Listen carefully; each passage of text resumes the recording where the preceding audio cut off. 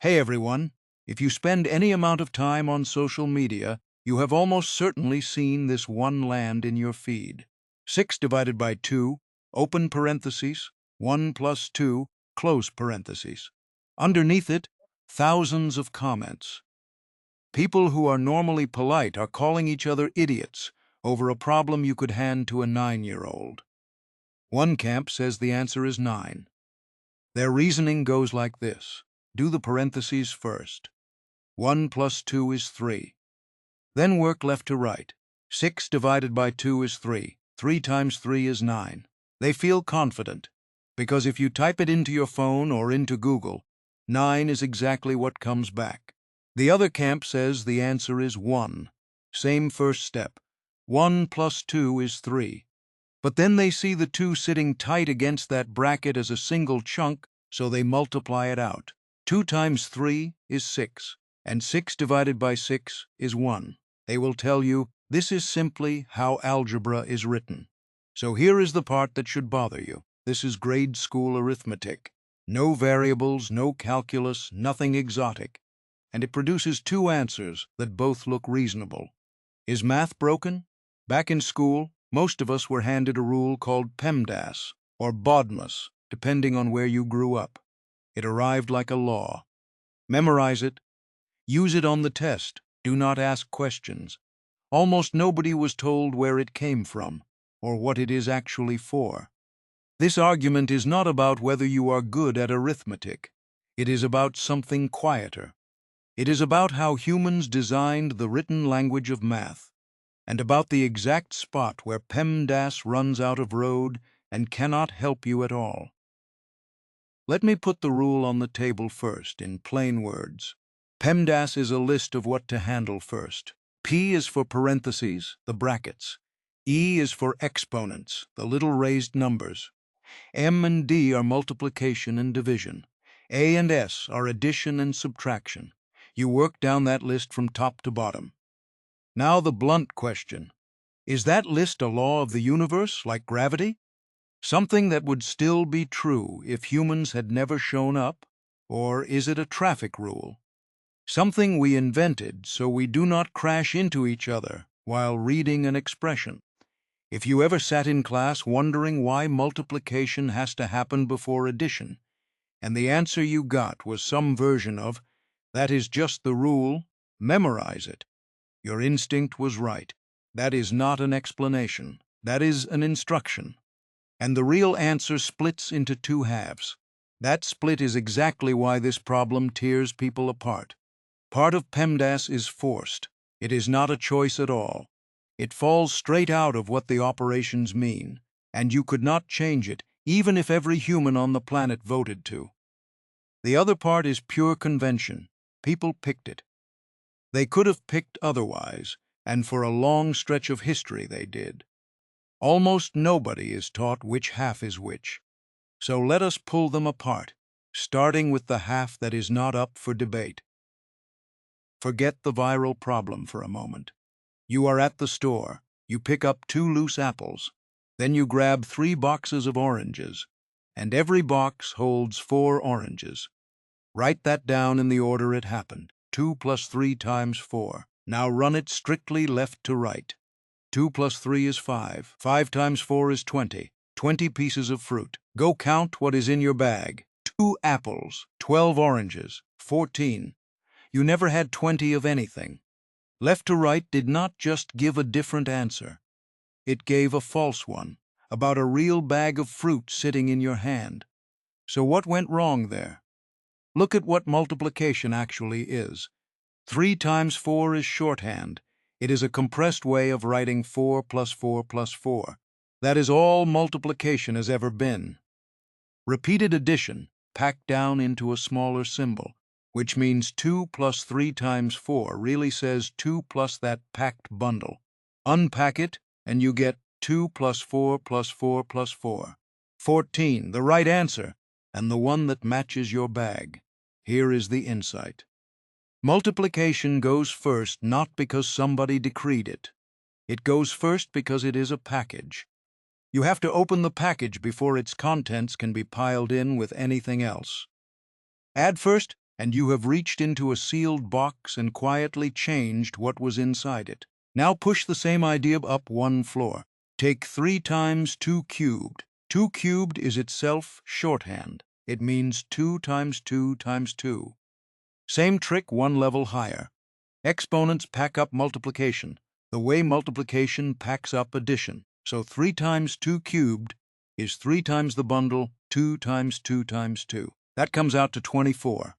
Multiply first instead, and you get 3 times 2, which is 6, and then 6 cubed, which is 216. Not slightly off. A completely different object. So there is a natural stack here. Ground floor, addition and subtraction, just stepping along the number line. Second floor, multiplication and division, which is repeated stepping. Third floor, exponents, which is repeated multiplying. Every floor is a compressed version of the floor beneath it. And the rule is simply that the more compressed operation gets resolved first, because it has to be unpacked before its contents can join anything else. That conclusion is inevitable, not a convention. Nobody chose it. Which brings up the obvious follow-up. Multiplication and division live on the same floor, so do addition and subtraction. Inside a single floor, who goes first? That is where the human decisions begin. The symbols we use are younger than you would guess, and messier. That division sign in the viral problem, the little line with a dot above it and a dot below it, has a name. The obolus. It shows up as a division sign in 1659 in a book called Deutsche Algebra by a Swiss mathematician named Johann Rahn. Historians still argue about whether Rahn or his English collaborator John Pell deserves the credit for it. Before that, division was written as a fraction bar or with a colon. The obolus is a latecomer. Now jump forward. In 1928, the historian Florian Cajori published a history of mathematical notations, which is still the standard reference on where math symbols come from. On the exact question we are dealing with right now, he wrote that there was no agreement about which of multiplication and division should be carried out first when both appear in the same expression. Sit with that for a second. In 1928, the leading expert on mathematical notation said the profession had not settled this. So where did PEMDAS come from? Not from a proof, and not from a summit of great mathematicians. It came from schoolbooks. In the late 1800s and early 1900s, mass education was expanding fast. Textbooks were being printed at enormous scale, and publishers needed one uniform way to grade millions of exercises. That is the window where order of operations rules get pinned down on paper. David Eugene Smith's Algebra for Beginners, from 1905, is one of the early textbooks that spells it out. The catchy acronym itself came later, around the middle of the 20th century. And here is the honest part. PEMDAS is a teaching tool, a good one for the job it was built to do, but it is a simplification, and it quietly sells you a story that mathematical notation is always a clean, straight road with one lane. It is not, because the moment you leave pure arithmetic and start writing actual algebra, a new creature walks in that PEMDAS was never designed to handle. When you write algebra, you almost never write the multiplication sign. You write 2x, not 2 times x. Just the 2 and the x pressed together. Putting two things side by side to mean multiply has a name, juxtaposition, implied multiplication. And it does something to your eyes that a written times sign does not. 2x reads as one object, a single term you could pick up and carry around. Nobody looks at 2x and sees a 2 and an x that happen to be standing near each other. Let me show you why that matters. With numbers you can check yourself. Take two expressions. In both of them, x is 3. Expression A, 6 divided by 2x. Expression B, 6 divided by 2 times x. Expression B is easy and nobody fights about it. 6 divided by 2 is 3. 3 times 3 is 9. Everyone agrees. Now expression A. Written that way on paper, in an algebra book, 6 divided by 2x means 6 over the quantity 2x. The 2x is the whole bottom of the fraction, so it is 6 over 6, which is 1. You could insist on marching left to right instead. 6 divided by 2 is 3, so you would get 3x, and with x as 3, that is 9. But ask yourself something. Would anyone actually write 6 divided by 2x when they meant 3x? Nobody writes it that way. It would be a strange, tangled way of saying something you could write in 2 characters. That is the viral problem in miniature.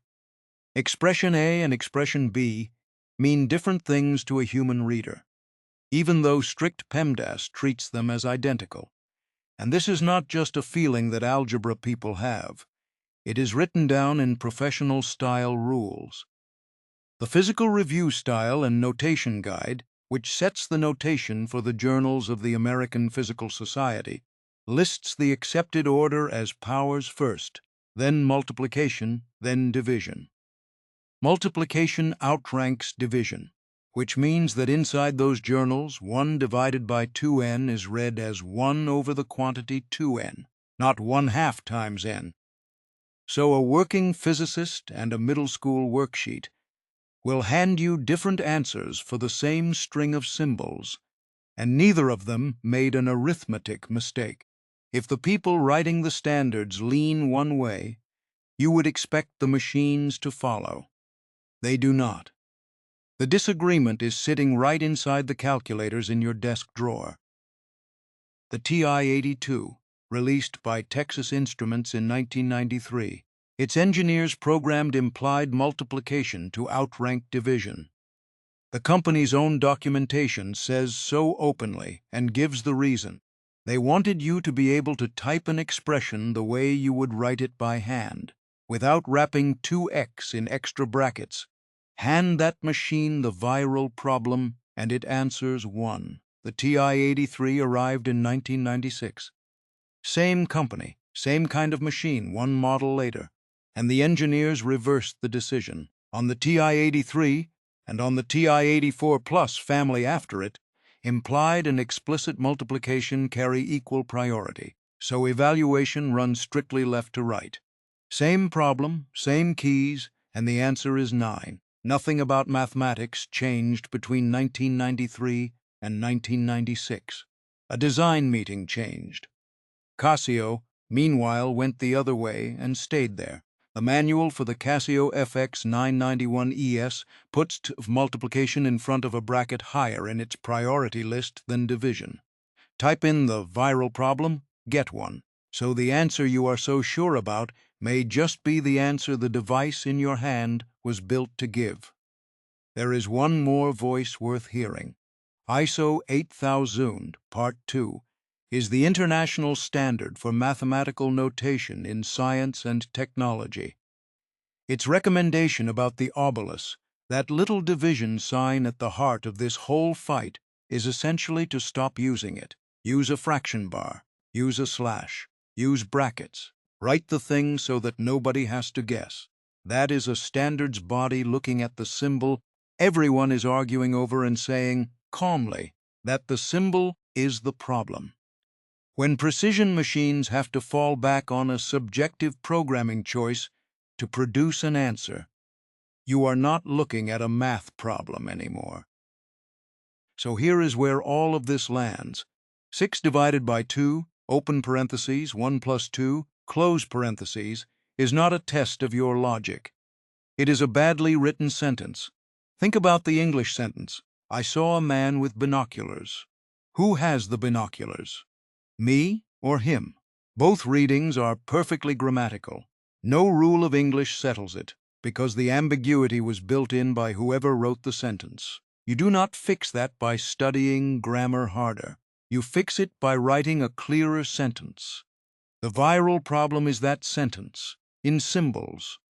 And this is the piece worth carrying with you. Mathematics itself is consistent. 2 plus 2 does not depend on the mood of the person asking, or on your calculator's firmware. But the notation, The plus and minus and times and divide signs, the brackets, the way things get strung out along one line, all of that was invented by people, recently, in pieces, by different people who were not coordinating with each other. Math is the thing. Notation is the language we use to talk about the thing. And every human language has ambiguous corners in it. So the useful advice is not to memorize PEMDAS more carefully. A mathematician looking at 6 divided by 2 next to a bracket does not pick a side. They rewrite it. One fraction bar or one more pair of brackets, and the ambiguity is gone for good. Writing something nobody can misread is a real skill, and it is worth more than winning the argument. If this is the kind of thing you enjoy, the why sitting underneath the rules you were told to memorize, subscribe to Axiom. And leave a comment telling us which piece of math you were made to accept without an explanation. We will go dig up the reason.